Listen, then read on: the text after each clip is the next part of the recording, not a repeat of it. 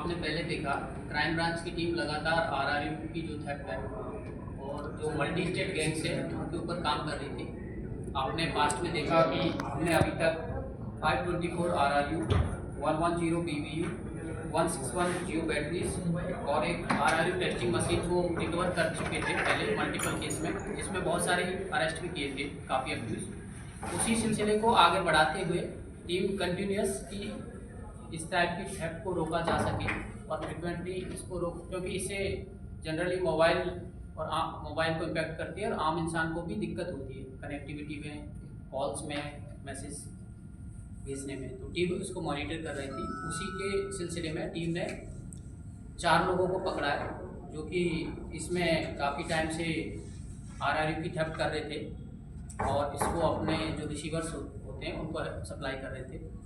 4 लोग हैं, चारों का नाम है समीरुद्दीन, ये 10th क्लास पास है और टैक्सी ड्राइवर के रूप में काम करता है और उसी टैक्सी को यूज़ करता है आरआरयू ट्रांसपोर्ट करने के लिए।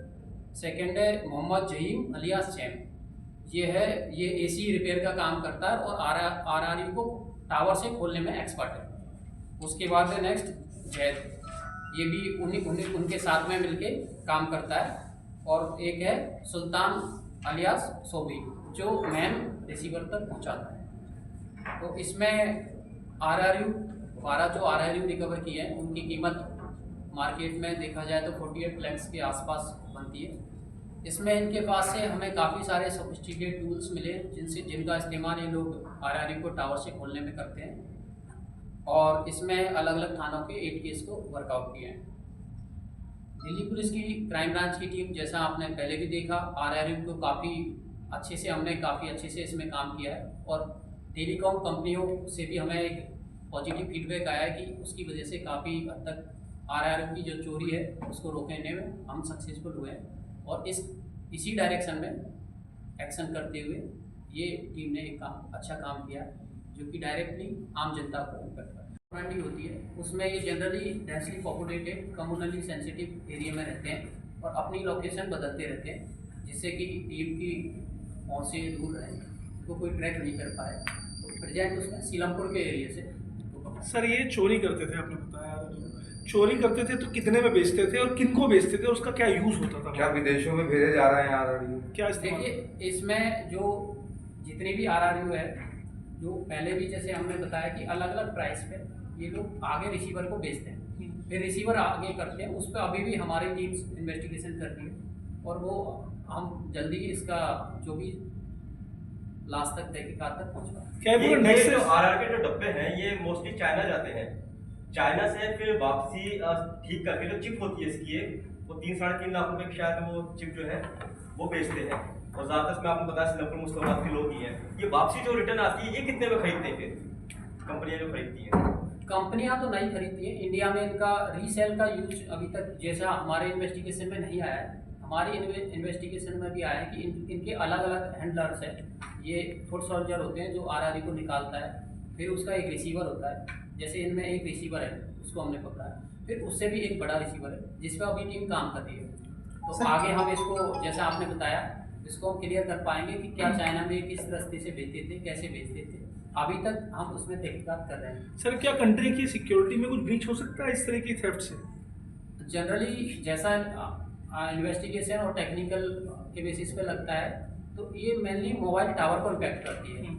जैसे आरआरयू से जो हम एसएमएस भेजते हैं वो इम्पैक्ट हो जाती है और इसी के साथ एक यूनिट होती है बीबीयू, उससे आप कॉल रिसीविंग में दिक्कत हो जाएगी। तो इस हिसाब से जो टावर के जो मेन कोई भी मोबाइल टावर काम करता है आरआरयू बीबीयू उनके बेसिस पे करता है, तो ऑटोमेटिकली अगर देखा जाए तो इससे मेनली आम पब्लिक को ज़्यादा नुकसान होता है।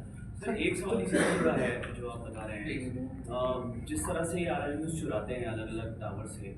देखिए बीच में टेलीकॉम कंपनीज के साथ मीटिंग भी हुई थी, उसमें उनको पूरा हमने भी बताया था कि किस तरीके से आप इसकी सेफ्टी, इवन हम टेलीकॉम कंपनीज के साथ कोऑपरेट करते हुए ही काम कर रहे हैं, क्योंकि लास्ट में हमने जो around more than 500 crime branch ने पकड़ी थी आरआरयू, उनको कनेक्ट करना होता है। बहुत सारी एफआईआर, बहुत सारी आरआरयू होती है जिसकी एफआईआर दर्ज होती है, काफ़ी सारी वो होती है जिनकी एफआईआर दर्ज नहीं है, तो हम टेलीकॉम कंपनियों के साथ मिलकर उनको कनेक्ट करवा रहे हैं कंटिन्यूसली टेलीकॉम कंपनियों को भी बताया हुआ है, मीटिंग भी उनके साथ हुई है, तो लगातार कोऑपरेशन में काम हो रहा है। सर पीछे भी देखा गया कई बार मोबाइल टावर से चीज़ें आरआरयू वगैरह चोरी होती हैं, Yes. तो वो सारा जो सेल होता है मुस्तफाबाद नॉर्थ ईस्ट में ही होता है, मुस्तफाबाद, सीलमपुर, जाफराबाद। कई बार पीसी हुई है, हर बार वहीं पे निकलता है, तो क्या वहाँ पे कोई ऑपरेशन नहीं चलाया जाता, या फिर वहाँ पे जो मेन आदमी हो उसको नहीं पकड़ा गया या इन्फॉर्मेशन नहीं मिली उसकी सर? देखिए, अभी जैसा आपने बताया मुस्तफाबाद, तो हमारी टीम भी उस एरिया में कंटिन्यूस सर्विलेंस कर रही है। बीच में आपने देखा होगा कि टेलीकॉम कंपनियों से भी इवन हमारे पास लेटर भी आए हैं कि हमारे एक्शन के बाद से दिल्ली एनसीआर में आरआरयू की चोरी काफ़ी हद तक रुक गई थी। अब मुस्तफाबाद हमारी टीम उसके बावजूद भी इस पे काम कर रही थी, क्योंकि अलग अलग टीम को वर्क डिवाइडेड था। मुस्तफाबाद एरिया को ही हम टारगेट कर रहे थे। जैसे पहले हमें इसके बारे में पता था कि ये एरिया पे यहाँ पे ज़्यादा लोग इसमें एक्टिव हैं, तो आगे हम हमारी कोशिश रहेगी कि इसकी जड़ तक हम पहुँचें। सर पहले भी यही बात कही, इसी तरीके की बातें आपने कही थी। देखिए, वो तो बहुत सारी चीज़ें होती है इन्वेस्टिगेशन की, कुछ चीज़ें अभी जल्दी, क्योंकि उसमें काम टाइम लगता है पूरा लास्ट तक पहुँचने में। सर ये जो अपराधी पकड़े गए हैं, ये पीछे भी जो एक बार आ रही हो कि आपने बहुत बड़ी कॉन्फ्रेंस की थी, तो क्या पिछले वाले गैंग में ही ये भी इन्वॉल्व थे या ये कोई नया गैंग है? नहीं, ये सेपरेट है, ये पहले वाले गैंग से अलग हट के है। इनका ये अलग तरीके से ऑपरेट कर रहे थे, क्योंकि पहले की जितनी गैंग बस्ट हो गई उन पे अभी भी हम सर्विलेंस कर रहे हैं, तो अभी तक उनमें से नहीं पकड़ा गया। ये नई एक गैंग है जो हो सकता है बच गई। Thank you sir. बस बस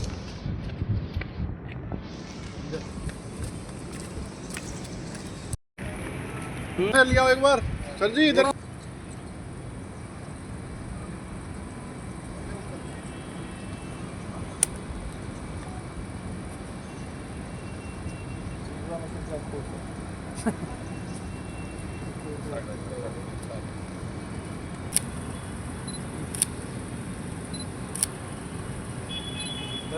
ये आरआरयू एक मोबाइल टावर का क्रूशियल क्राइम ब्रांच ने काफ़ी केस वर्कआउट किए थे और मोर देन 500 आरआरयू रिकवर किए थे और बहुत सारे लोगों को इसमें अरेस्ट किया था। इसी सिलसिले में इन्वेस्टिगेशन आगे बढ़ाते हुए हमारी टीम ने 4 लोगों को पकड़ा है और उनसे 12 आरआरयू रिकवर किए, जिनकी मार्केट में वैल्यू अराउंड 48 लाख होती है।